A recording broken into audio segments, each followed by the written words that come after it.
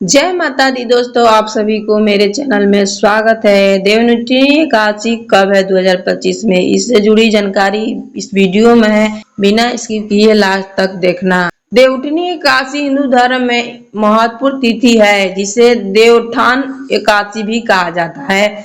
मान्यता है कि इस दिन भगवान विष्णु 4 माह के योग निद्रा से जागते हैं और सृष्टि का कार्यभार संभालते हैं। इसके अलावा एक बार फिर घरों में भी शुभ मांगलिक कार्यों की शहनाई गूंजने लगती है।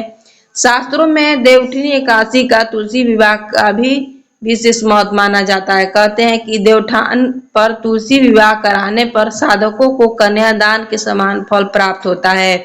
वहीं इस दिन व्रत रखने वाले भागोदय और काज में मनचाहा फल की प्राप्त होता है, परंतु इस वर्ष देवउठनी एकादशी का तिथि के लेकर असमंजस बना हुआ है। ऐसे में आइए जानते हैं कि इस साल 2025 में देवउठनी एकादशी कब मनाई जा रही है। इससे जुड़ी पूरी जानकारी है। देवउठनी एकादशी कब? कार्तिक महीने के शुक्ल पक्ष की एकादशी तिथि 1 नवंबर को सुबह 9:11 पर आरंभ होगी।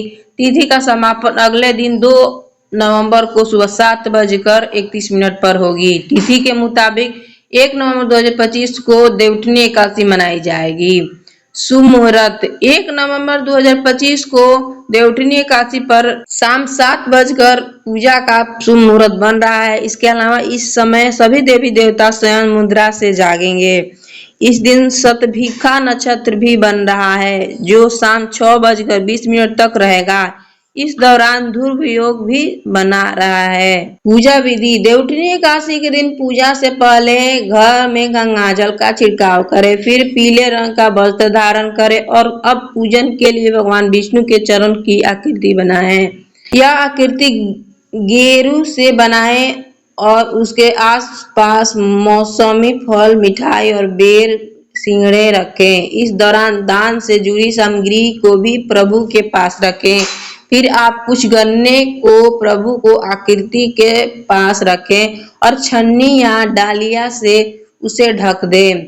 आकृति के पास दीपक जलाकर और भगवान विष्णु, देवी लक्ष्मी जी की पूजा करें। अब आप मुहूर्त के मुताबिक शंख या घंटी बजाकर उठो देवा बैठो देवा गीत गाकर सभी देवी देवताओं को जगाएं। फिर सभी भगवानों को पंचामृत का भोग लगाएं और अगले दिन व्रत का पारण करते हुए क्षमा अनुसार दान करें। क्षमता अनुसार दान करें। देवउठनी एकादशी व्रत पारण 2025। देवउठनी एकादशी का पारण 2 नवंबर को किया जाएगा। व्रत पारण का शुभ मुहूर्त 1:11 से 3:23 तक रहेगा। एकादशी व्रत का पारण अगले दिन सूर्योदय के बाद भी किया जा सकता है।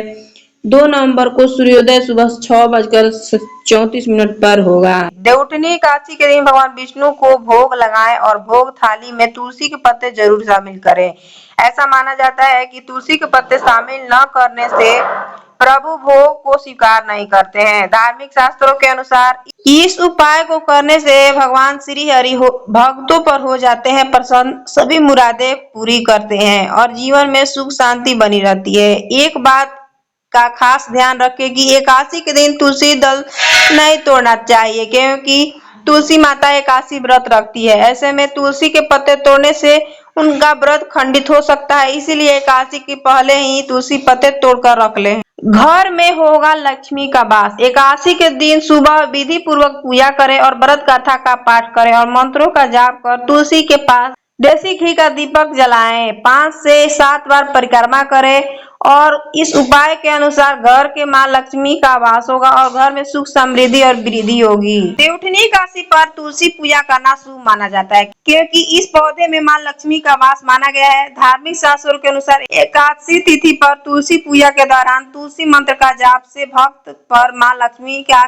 सदैव कृपा बनी रहती है और बिगड़े हुए काम पूरे होते हैं। देवउठनी एकादशी का महत्व: एकादशी व्रत करने से जीवन में सुख, समृद्धि और खुशहाली आती है। इसके साथ ही व्यक्ति के समस्त पाप नाश हो जाते हैं। कहते हैं कि एकादशी व्रत करने वाला मनुष्य सभी सुखों को भोग कर अंत में मोक्ष की प्राप्ति पाता है। इस दिन तुलसी दल तोड़ना नहीं चाहिए। तुलसी पर लाल चुनरी चढ़ाएं और इसके पास दीप प्रज्वलित करें। चावल का सेवन वर्जित माना गया है। इस दिन घर में लहसुन प्याज से सेवन भी वर्जित है। देवउठनी एकादशी पर मन शांत रखें और घर का वातावरण सकारात्मक बनाए रखें। यदि विवाह में बाधा आ रही है तो पीले कपड़ों में 16 श्रृंगार करें। और देवउठनी एकादशी के बाद द्वादशी तिथि पर शालिग्राम और तुलसी का प्रतीकात्मक विवाह भी कराया जाता है। अगर मेरी वीडियो अच्छी लगी हो तो चैनल को लाइक सब्सक्राइब दोस्तों को शेयर कर देना। धन्यवाद। राधे राधे।